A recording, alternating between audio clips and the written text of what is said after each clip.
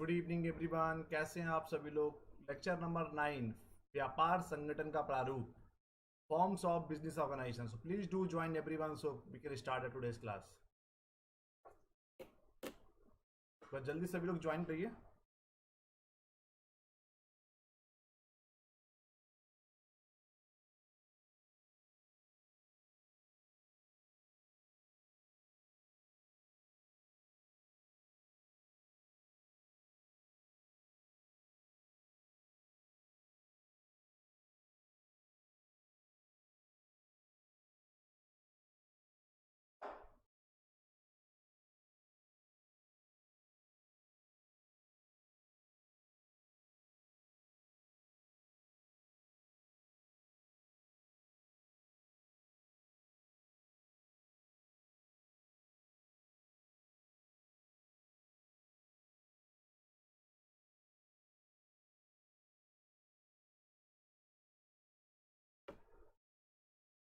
बस जल्दी सभी लोग ज्वाइन करिए ताकि सेशन को स्टार्ट किया जा सके।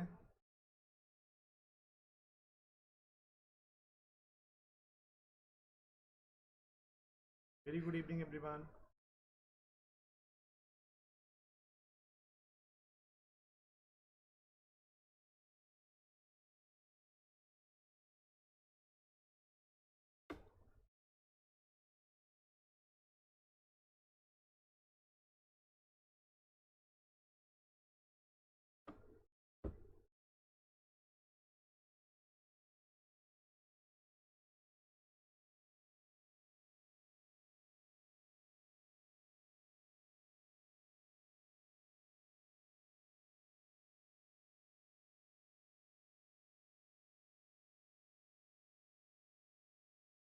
Please join everyone so we can start today's class. Only 4 students have been joined as of now. Still very few is being left. So we are starting the class within a very few seconds. अभी तक की कोई doubt हो, 8 lecture हो चुके हैं, 9th lecture है, अभी तक किसी को किसी प्रकार का कोई डाउट हो जल्दी से बता दीजिए, या और कोई क्वेरी हो तो वो भी बता सकते हैं आप लोग।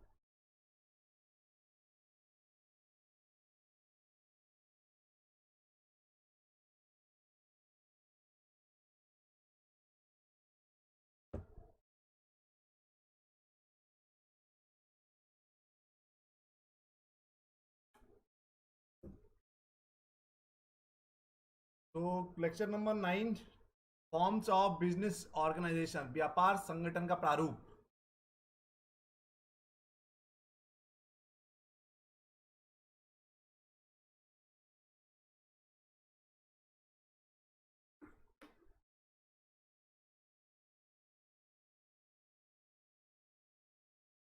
चलो स्टार्ट करते हैं हम लोग। सो टॉपिक तो पता ही आप लोगों का, व्यापार संगठन का प्रारूप की आज हम लोग बात कर रहे हैं। तो जो लोग आज पहली बार ज्वाइन कर रहे हैं, वैसे कोई लोग भी पहली बार ज्वाइन नहीं करा तो नाम आप लोगों को पता ही है। तो विदाउट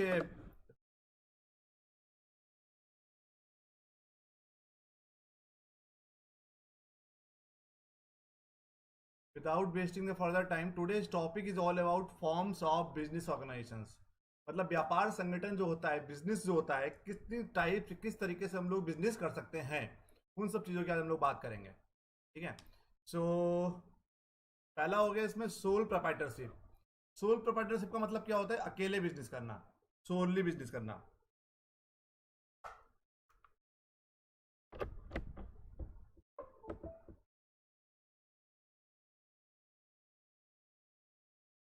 ठीक है। तो the meaning of sole proprietorship, the form of organisation is the oldest. ये वाली जो फॉर्म है सबसे oldest and the functioning from times immemorial in one form और others. This is a one man business. जब एक इंसान अकेले व्यापार जब बिजनेस स्टार्ट करता है, सोल प्रोप्राइटरशिप मैक्सिमम टाइप, ज़्यादा ज़्यादा कई बार ये होता है जब छोटा बिजनेस स्टार्ट करते हैं, छोटे लेवल का व्यापार हम लोग स्टार्ट करते हैं, तो सोल प्रोप्राइटरशिप हम लोग ले लेते हैं। फॉर्म्स ऑफ बिजनेस ऑर्गेनाइजेशन का मतलब हम लोग किस किस तरीके से समाज में व्यापार कर सकते हैं। तो this is a one man business in which an individual produce independently with his own capital and assume all the risk of ownership. इसमें एक इंसान अकेले अपना व्यापार स्टार्ट करता है पूरी अपनी पूंजी के साथ, और सारे टाइप का रिस्क भी उसका खुद का होता है। अकेले व्यापार स्टार्ट करेंगे तो आपका प्रॉफिट भी अकेले होगा पूरा, और रिस्क भी आपका खुद का पूरा इंडिविजुअल आपको बियर करना पड़ेगा।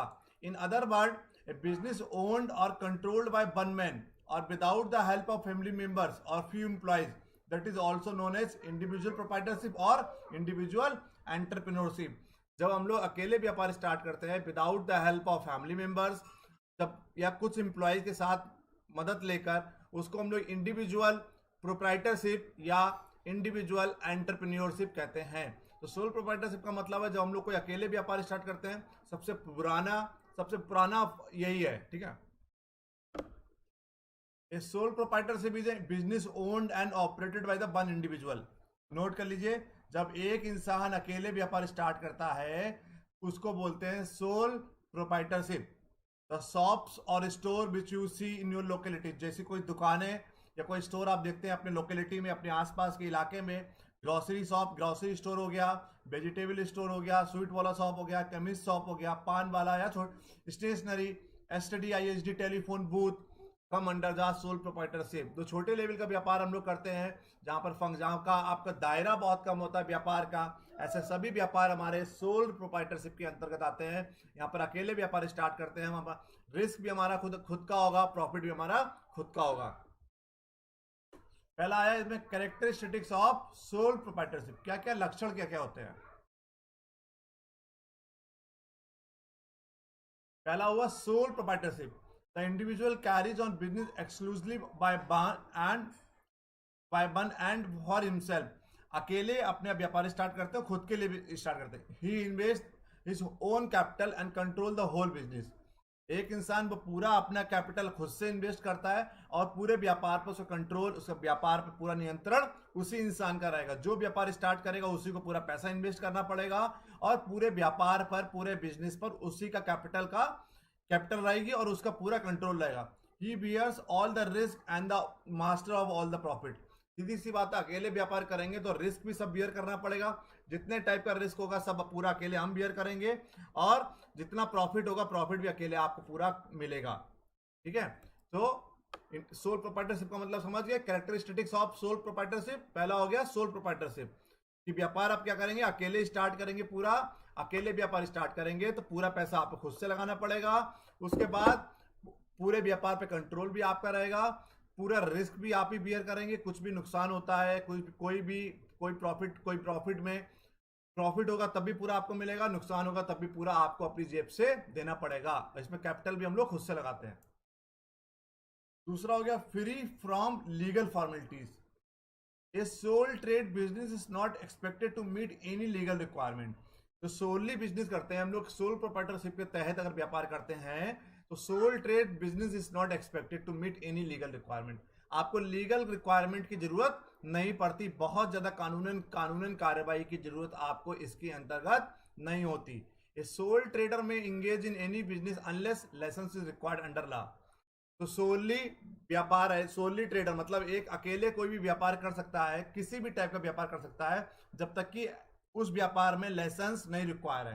जैसे कि अल्कोहल का बिजनेस है, मेडिकल शॉप है, यहाँ पर आपको लाइसेंस लेना पड़ता है। इसके अलावा आप कोई भी व्यापार जिसमें लाइसेंस नहीं लेना पड़ता, किसी कानून के अंतर्गत नहीं आता, ऐसे सभी व्यापार को अकेले आप स्टार्ट कर सकते हो। Suppose you want to open a cloth shop और a grocery store, he will do it, but if you want to open a restaurant he will have to obtain a licence before opening the same.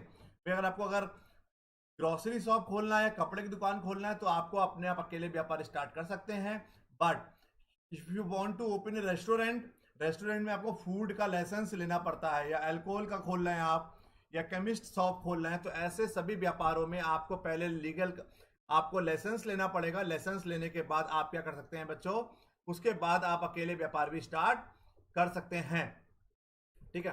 तो इसमें sole proprietorship में legal formalities बहुत कम होती हैं as compare to the joint stock company, as compare to the private limited company, as compare to the partnership firm. यहाँ पर आपकी लीगल फॉर्मेलिटीज बहुत कम होती हैं। फ्री फ्रॉम लीगल फॉर्मेलिटीज, सभी तरीके की कानूनन कार्रवाई की जरूरत आपको नहीं पड़ती जब तक कि ऐसा व्यापार आप नहीं कर रहे जिसमें लाइसेंस की आपको जरूरत पड़ती है। अगला आया unlimited liabilities. In sole trade business liabilities unlimited, दायित्व आपका क्या होगा, अनलिमिटेड होगा। सीधी सी बात है, व्यापार अगर अकेले कर रहे हैं आप तो पूरी पूरी रिस्पॉन्सिबिलिटी भी आपकी होगी, पूरी जिम्मेदारी भी आपकी होगी, सब एसेट संपत्ति भी सब आपकी होगी, तो लायबिलिटीज भी सब आपकी होंगी। The proprietor bears all the losses arising from the business. जो मालिक होता है वो सभी तरीके के लॉसेस को बियर करता है। किसी भी तरीके के लॉसेस, किसी भी तरीके की हानियां व्यापार से उत्पन्न होती हैं, ऐसी सभी हानि को, ऐसे सभी लॉसेस को अकेले आपको बियर करना पड़ेगा। His private property is also liable for the business obligation। मतलब आप अगर सभी लॉसेस अगर बियर नहीं कर पा रहे हो अपने बिजनेस से, तो आपकी जो प्राइवेट प्रॉपर्टी भी आपकी बिजनेस ऑब्लिगेशन को पूरा करेगी। तो प्राइवेट प्रॉपर्टी भी आपको अपनी देनी पड़ सकती है, आपकी प्राइवेट प्रॉपर्टी भी आपकी खो सकते हैं अगर आप अपने बिजनेस के दायित्वों को, बिजनेस की ऑब्लिगेशन को अगर आप अकेले पूरा नहीं कर पा रहे। तो अनलिमिटेड लायबिलिटीज, सीधी सी बात है, प्रॉफिट अगर अनलिमिटेड होगा तो लायबिलिटीज भी हमारी अनलिमिटेड होती हैं इसमें। Sole management, sole trader manage the whole business himself. ये जो सोल ट्रेडर होता है, जो अकेला व्यापारी होता है, वह पूरे तरीके से व्यापार को अकेले संभालता है। ही प्रिपेयर द प्लान, वो प्लान प्रिपेयर करता है, execute them under his own supervision. वो खुद से प्लान प्रिपेयर करता है, खुद से प्लान बनाता है और उन्हीं प्लान को एग्जीक्यूट करता है, उन्हीं प्लान को अप्लाई करता है under his own supervision.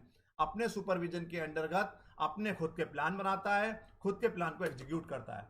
He is not required to consult anyone, उसको कोई भी किसी से कंसल्ट करने की, किसी से बातचीत करने की उसको जरूरत नहीं पड़ती। एल्स इन टेकिंग डिसीजन, किसी प्रकार का कोई भी निर्णय आपको अपने व्यापार के लिए लेना है तो आपको किसी प्रकार की किसी से कोई जरूरत नहीं पड़ती। The ultimate authority to manage and control rest with the proprietor.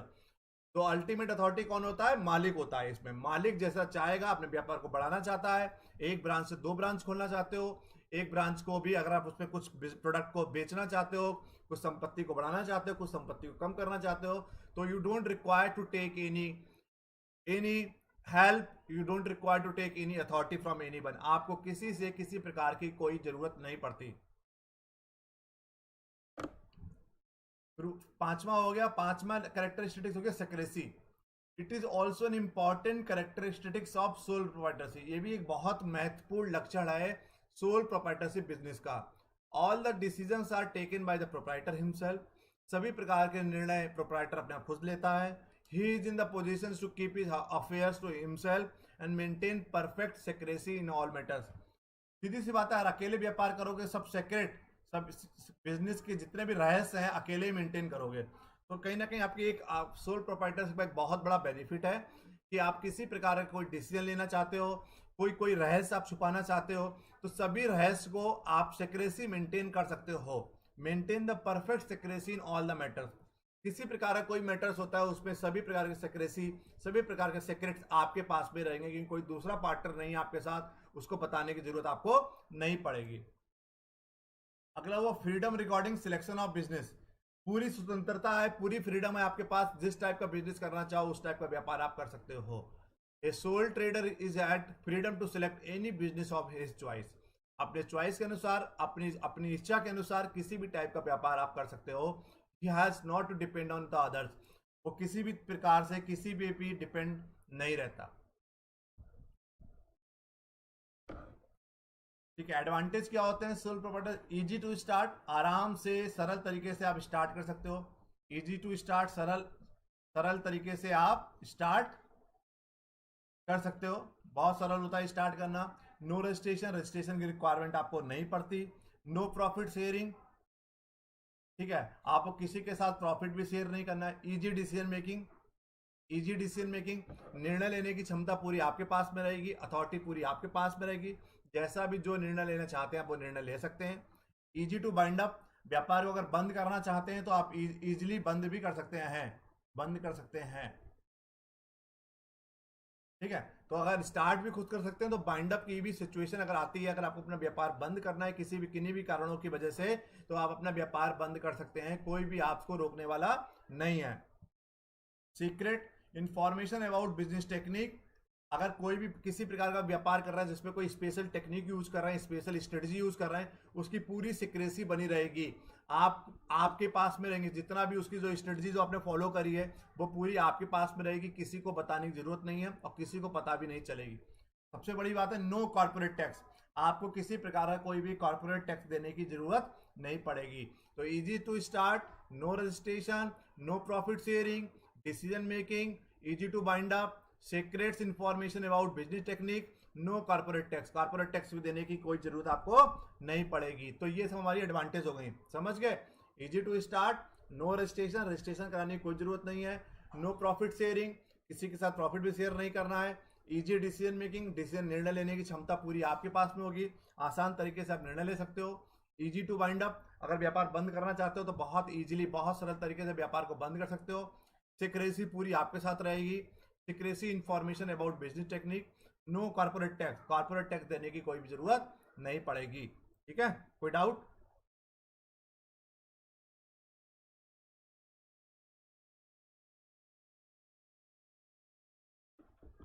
आगे, डिसएडवांटेज, अनलिमिटेड लाइबिलिटीज। सीधी सी बात है, अकेले व्यापार करेंगे तो लाइबिलिटीज पूरी की पूरी आपके पास में रहेगी। अगर व्यापार नुकसान में जाता है या फायदे में जाता है तो ठीक है, बट नुकसान में जाएगा, पूरी संपत्ति आपके ऊपर रहेगी। संपत्ति में आग लगती है, संपत्ति की चोरी होती है या व्यापार में लॉस होता है, तो पूरी तरह से अनलिमिटेड लाइबिलिटी, जो सभी दायित्व, सभी लाइबिल, हर चीज को पे आउट करने के लिए you are the only responsible person. तो अनलिमिटेड लाइबिलिटी होती है, एक बहुत बड़ा ड्रॉबैक होता है सोल प्रोप्राइटरशिप का। अगर दो लोग या दो से ज्यादा लोग अगर व्यापार करेंगे तो सीधी सी बात है, वहां पर आपका लाइबिलिटीज आपस में बट जाएंगी। बट जब अकेले व्यापार करेंगे तो अनलिमिटेड लाइबिलिटीज होती हैं, पूरी की पूरी तरीके से आपको ही पूरे व्यापार का नुकसान उठाना पड़ सकता है। Employ benefit, medical insurance premiums not deductible, employees को कोई बेनिफिट नहीं मिलते। रेजिंग द फंड, फंड अगर मार्केट से पैसा उठाना है, फंड रेज करना बहुत मुश्किल होता है। अगर आपको कैपिटल बढ़ानी है तो कैपिटल बढ़ाना बहुत मुश्किल होता है। जैसे प्राइवेट लिमिटेड कंपनी है, पार्टनरशिप है, वहां पर आपको एक फंड बहुत जल्दी रेज कर सकते हैं।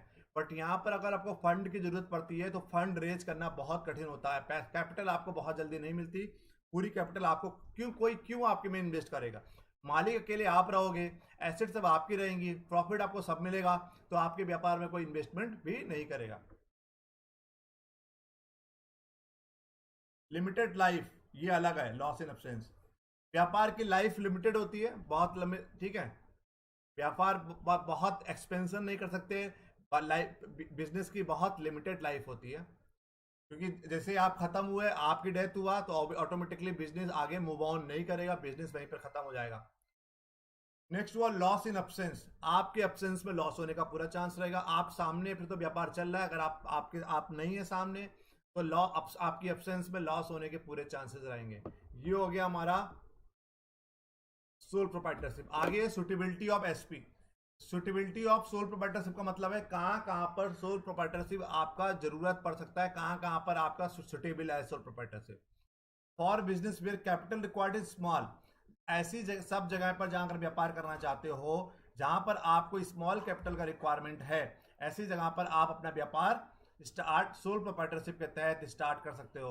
And risk involvement is not heavy, this type of form is suitable. ऐसी कोई फॉर्म, ऐसा कोई व्यापार जहां स्टार्ट करना चाहते हो जहां पर कैपिटल बहुत कम रख रही है, रिस्क इन्वॉल्वमेंट बहुत ज्यादा नहीं है, तो ऐसी जगह पर आप सोल प्रोप्राइटरशिप स्टार्ट कर सकते हो। It is also considered suitable for the production of goods and which involve manual. ऐसे कोई प्रोडक्शन आप स्टार्ट करना चाहते हो एक गुड्स का जहां पर मैनुअली आपको प्रोडक्शन कर सकते हो, जैसे कि हैंडीक्राफ्ट हो गया, फिलीग्री वर्क हो गए, ज्वेलरी हो गई, टेलरिंग हो गई, हेयर कटिंग हो गई। तो ये सब व्यापार जहां पर मैनुअली आपको स्टार्ट करना है, ये सभी काम आप सोल प्रोप्राइटरशिप के अंतर्गत कर सकते हो। तो पहला हमारा हो गया सोल प्रोप्राइटरशिप, हमारा पूरी तरह से खत्म हो गया। कोई डाउट हो तो बताइए।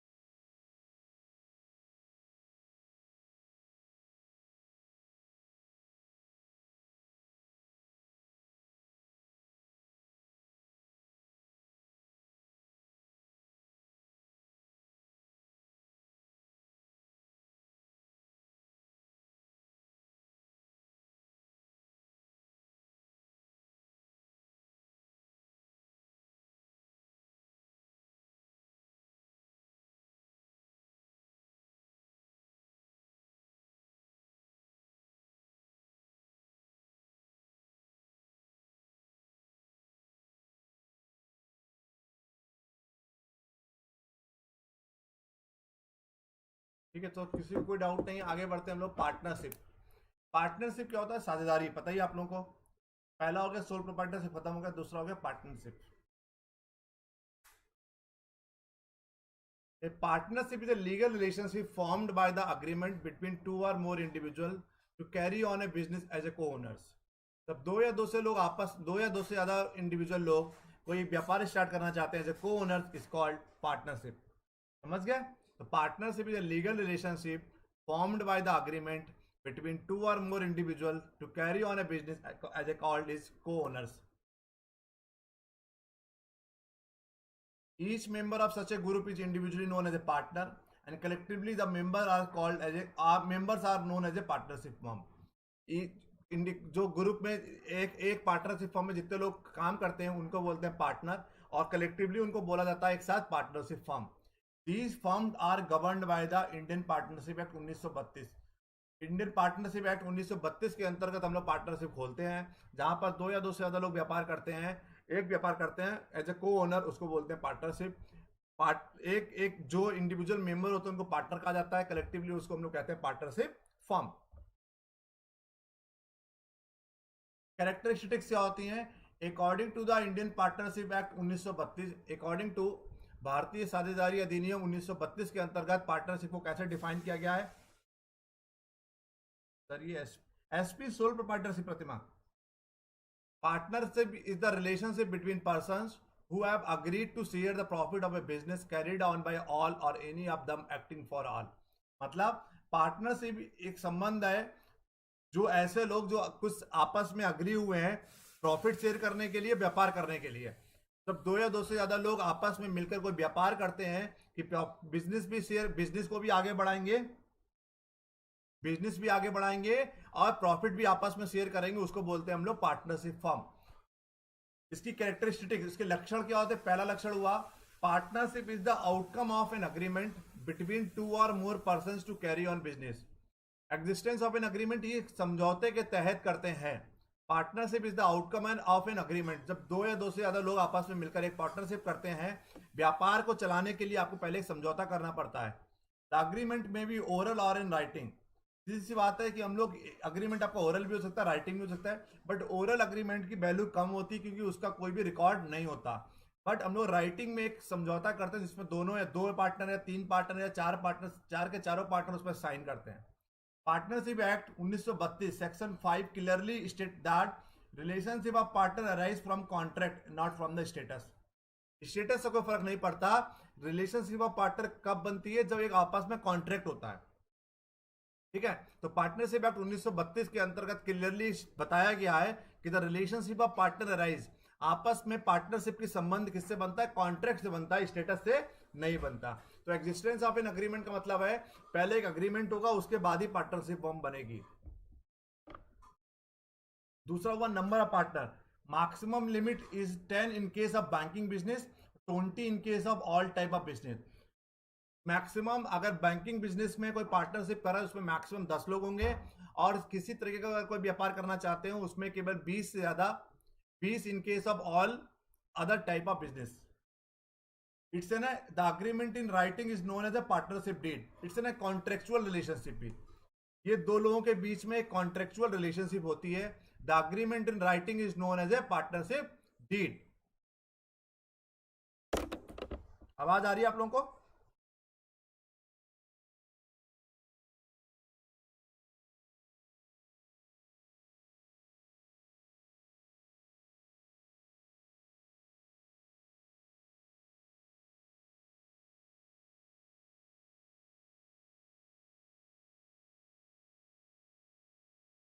ठीक है, क्लियर है?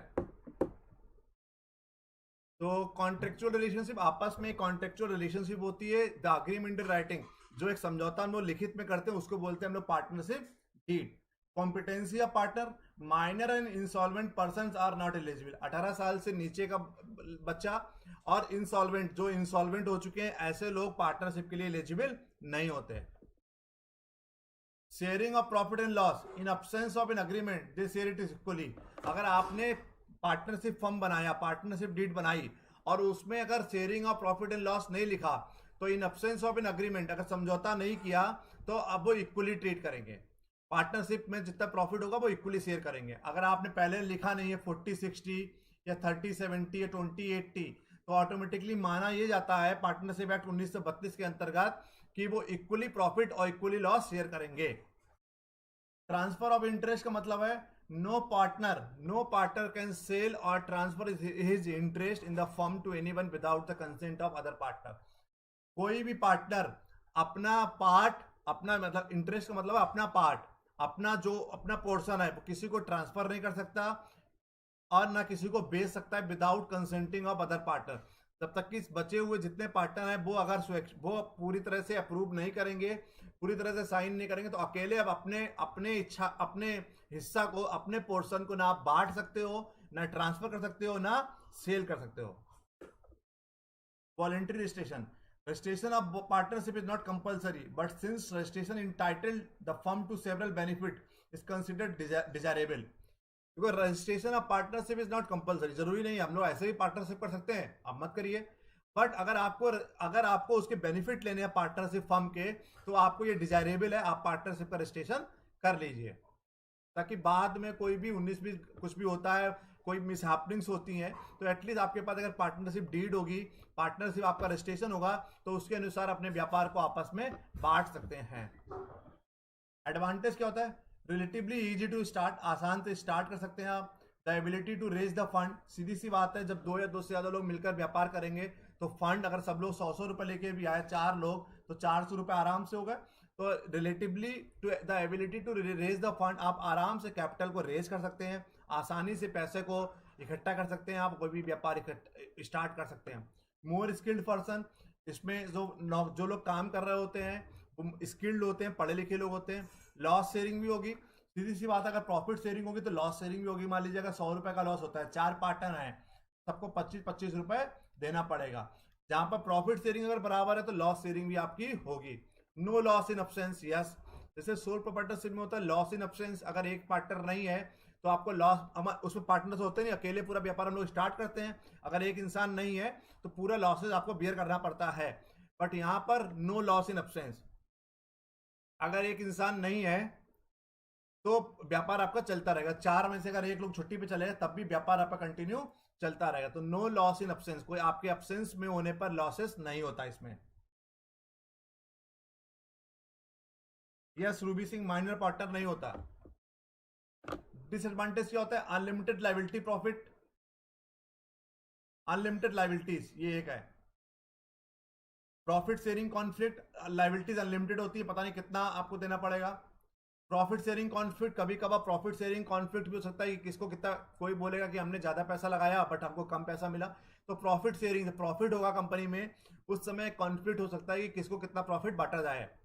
लिमिटेड लाइफ होती है, कि लिमिटेड लाइफ इसलिए होती है कि कभी कभार पार्टनरशिप में, डीड में, पार्टनर्स के बीच में कोई कॉन्फ्लिक्ट हो गया तो पार्टनरशिप डीड खत्म हो जाएगी, तो इसकी भी लिमिटेड लाइफ होती है।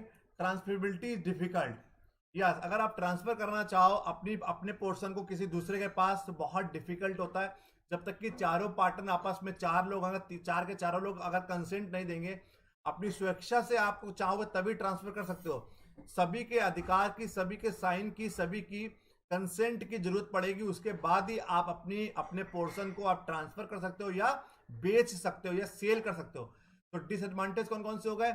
Unlimited liabilities, profit sharing conflict होने की बहुत ज्यादा चांस रहते हैं, लिमिटेड लाइफ होती है कि कभी भी अगर कोई कॉन्फ्लिक्ट हो गया तो पार्टनरशिप डीड टूट जाएगी, और पार्टनरशिप डीड खत्म हो गई तो उसकी लाइफ खत्म हो गई। ट्रांसफरेबिलिटी बहुत डिफिकल्ट होती है। अब आया सुटेबिलिटी ऑफ पीएफ, आपका पार्टनरशिप फर्म कहां कहां पर सुटेबल है? रिटेल एंड होलसेल बिजनेस, अगर आप कोई रिटेल बिजनेस करना चाहते हो, होलसेल बिजनेस करना चाहते हो, जहां पर आपको कैपिटल की जरूरत पड़ती है बहुत ज्यादा, ऐसी जगह पर पार्टनरशिप फर्म आप कर सकते हो।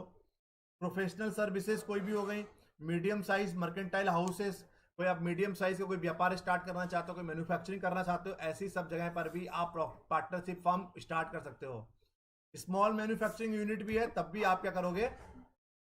आप पार्टनरशिप फर्म ओपन कर सकते हो। तो such firm are more suitable for comparatively small business such as retail and wholesale business, हमने आपको बता दिया। प्रोफेशनल सर्विसेज के लिए आप स्टार्ट कर सकते हो। और मीडियम साइज मर्केंटाइल हाउसेस, कोई अगर ऐसा व्यापार जहां पर कर रहे हो मीडियम साइज का, स्मॉल साइज का मैन्युफैक्चरिंग यूनिट है, ऐसी सारी जगह पर आप पार्टनरशिप फॉर्म स्टार्ट कर सकते हो। This is all about the partnership form. कोई डाउट हो तो बताइए।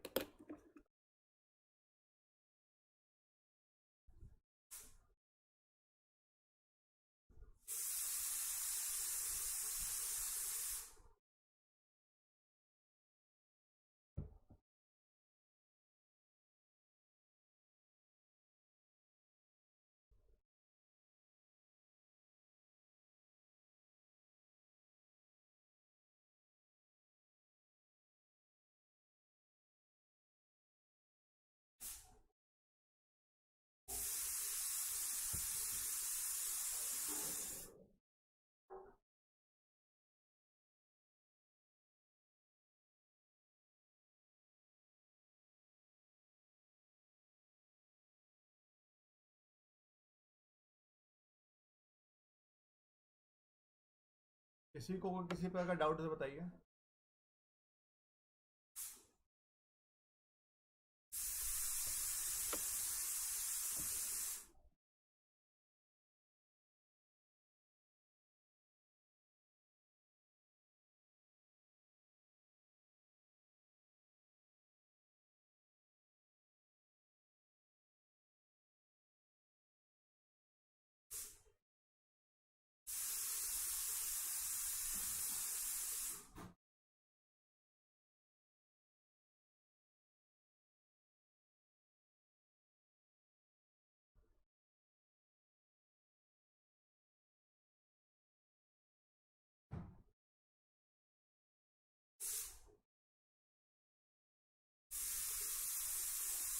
सत्यका मैम, आप, Anjali, Sunita, Pooja, Anuj, anybody is having any doubt?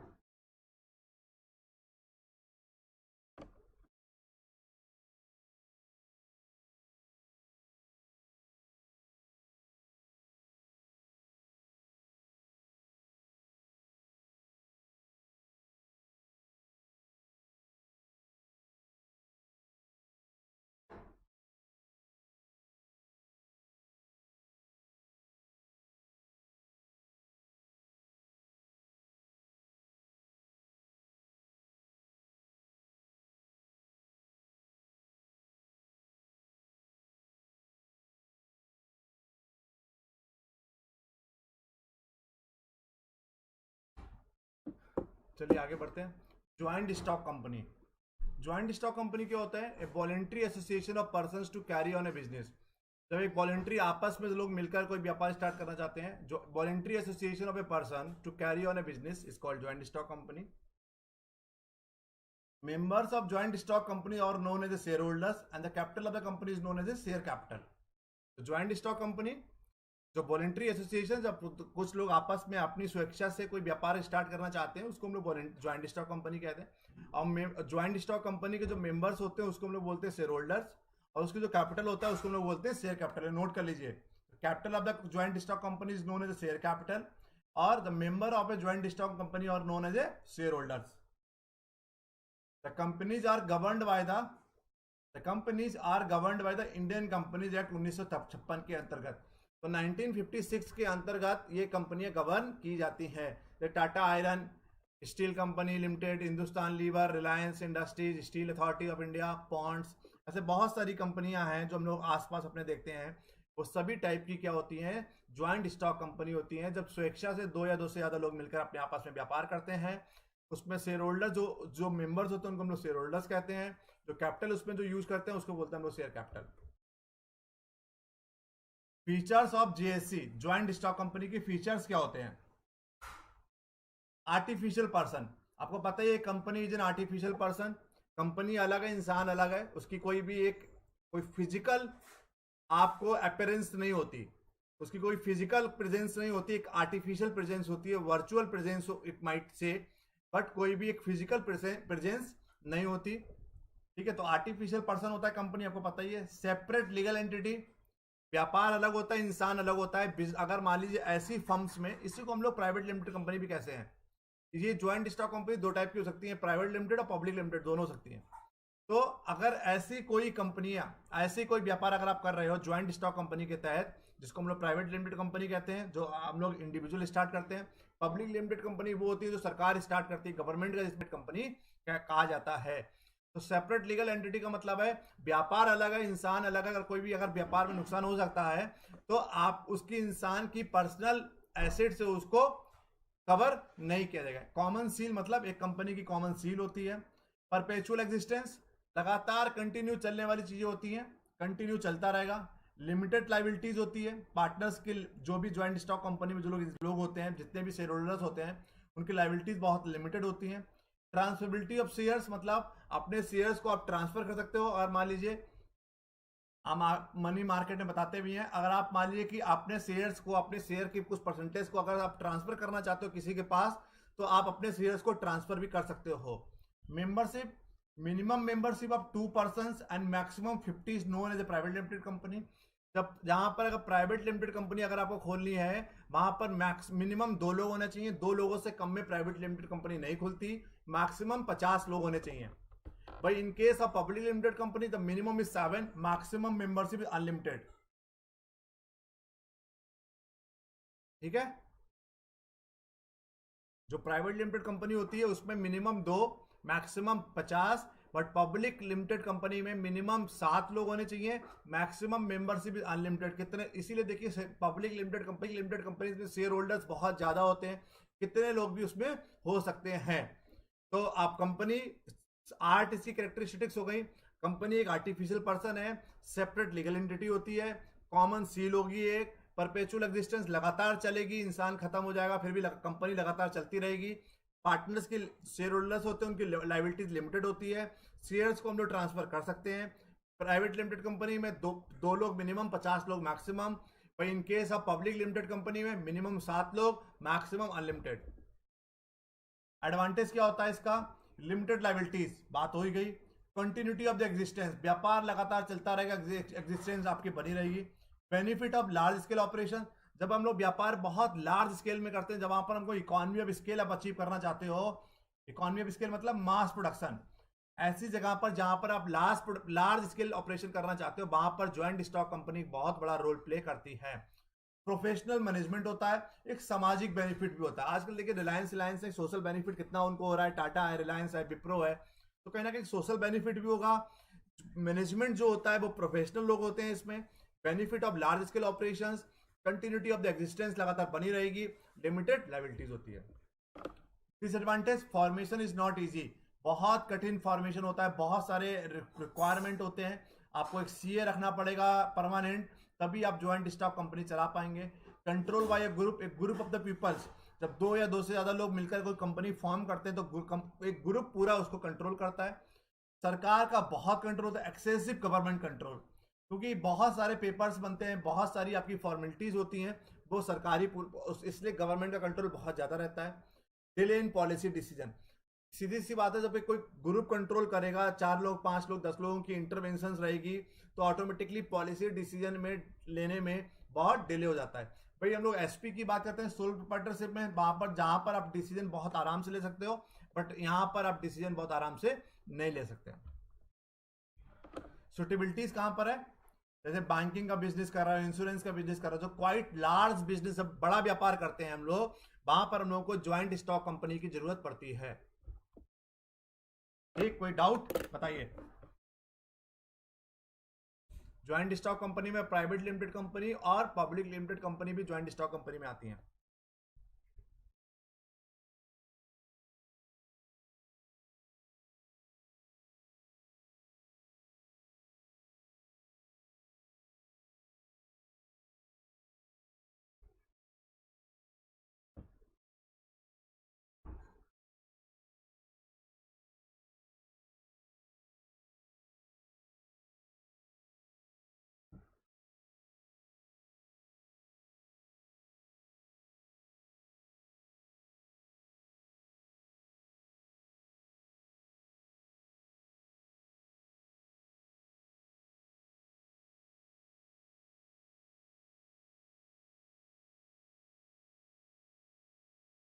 किसी को किसी प्रकार का कोई डाउट तो बताइए।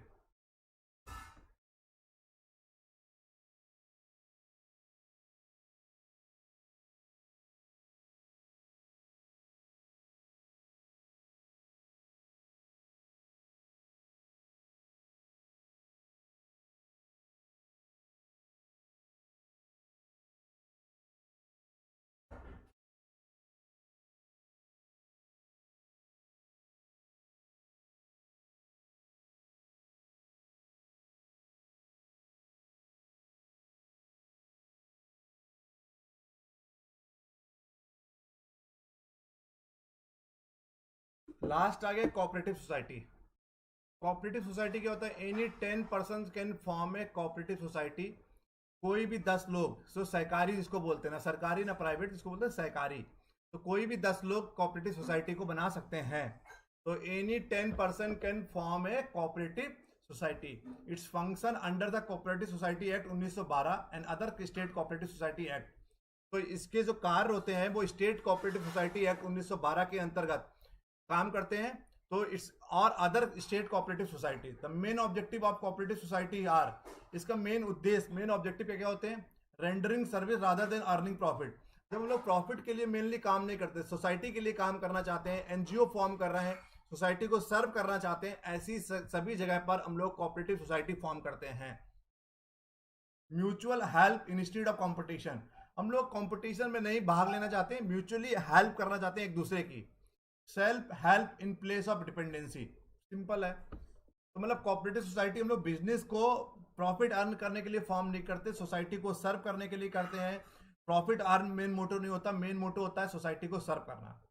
On the basis of objective various type of cooperative societies are form, हम लोग 4-5 तरीके की कोऑपरेटिव सोसाइटी को फॉर्म करते हैं। Consumer cooperative, producer cooperative, marketing cooperative और हाउसिंग कोऑपरेटिव। ठीक है, ये आपको पढ़ना। कंज्यूमर कोऑपरेटिव जो कंज्यूमर्स के लिए बनी है, producers cooperative on the basis of certain producers ने बना लिया। Marketing, it's all about to do certain marketing. इसको आपने नहीं याद करना है, केवल आप नोट कर लीजिए कौन कौन सी कोऑपरेटिव सोसाइटी बना सकते हैं। Consumer, producers, marketing and housing cooperative. Characteristics क्या होती हैं? वॉलंटरी एसोसिएशन होता है, अपने आप आपस में मिलकर कुछ लोगों ने, किसी 10 लोगों ने कोऑपरेटिव सोसाइटीज को फॉर्म कर लेते हैं। मैक्सिमम, मिनिमम 10 लोग होने चाहिए, मैक्सिमम अनलिमिटेड होते हैं। मेन मुद्दा होता है सर्विस, सेवा करना। मेन मोटो होता है टू सर्व द सोसाइटी, समाज की सेवा करना। डेमोक्रेटिक सेटअप होता है, डेमोक्रेटिक मतलब प्रजातंत्र, सभी इंसान एक दूसरे में अपना इंटरेस्ट दिखा सकते हैं, अपना व्यूज रख सकते हैं, अपना इनपुट रख सकते हैं। तो डेमोक्रेटिक सेटअप होता है, इसमें सभी को पूरी आज़ादी होती है। 10 लोग, 20 लोग, 50 लोग, जितने लोगों ने भी कोऑपरेटिव सोसाइटी बनाया है, उन सभी तरीकों को, सभी इंसानों को पूरी सोसाइटी होती है अपनी बात का रखने का। सोर्सेज ऑफ फाइनेंस बहुत सारे होते हैं, रिटर्न ऑन कैपिटल बहुत कम होती है। सुटेबिलिटीज कब होती है? Generally it seems that cooperative society is suitable for small and medium size operations. However the large size IFFCO, Indian farmers and fertilisers companies and Kaira cooperative processing milk under the brand name Amul are the illustrious exceptions. वैसे mainly हम लोग cooperative society केवल छोटे level, small और medium size के लिए बनाते हैं। बट भारत में इफको भी कोऑपरेटिव सोसाइटी के तहत काम कर रही है, और कायरा कोऑपरेटिव जो अमूल का मिल्क आता है, अमूल का कर्ड आता है, ये एक एक्सेप्शन है। अदरवाइज कोऑपरेटिव सोसाइटी जो कुछ भी हम लोग बनाते हैं उसका मेन उद्देश्य ये होता है कि स्मॉल और मीडियम साइज ऑपरेशंस के लिए हम लोग बनाते हैं, और मेन मुद्दा होता है सोसाइटी को सर्व करना, प्रॉफिट मेन मुद्दा नहीं होता। बट इफको और ये कायरा कोऑपरेटिव एग्जाम्पल है, एक्सेप्शन है, क्योंकि ये बहुत लार्ज स्केल में है। ठीक है, this is all about the forms of business organisation, व्यापार का स्वरूप। आप किसी को कोई डाउट हो तो बताइए। Anyone is having any doubt, do tell me.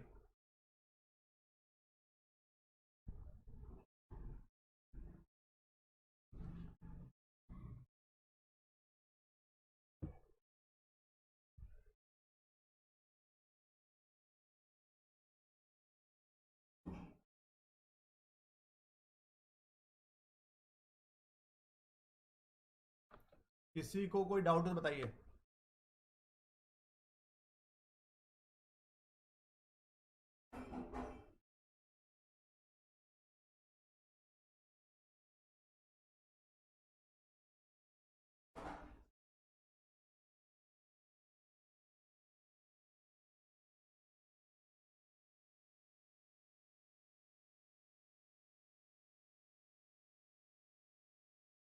Anyone is having any doubt, please to tell me.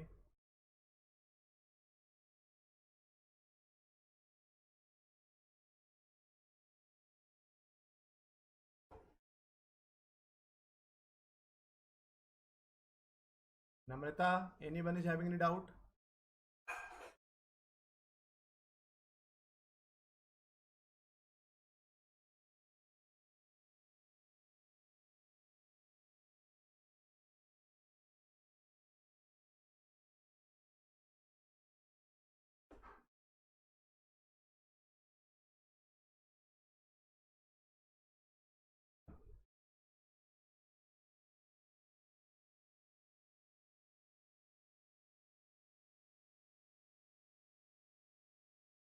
चलो, if nobody is having any doubt, once again thank you so much for joining. कल मिलते हैं एक नए topic के साथ, तब तक के लिए टेक केयर, गुड बाय.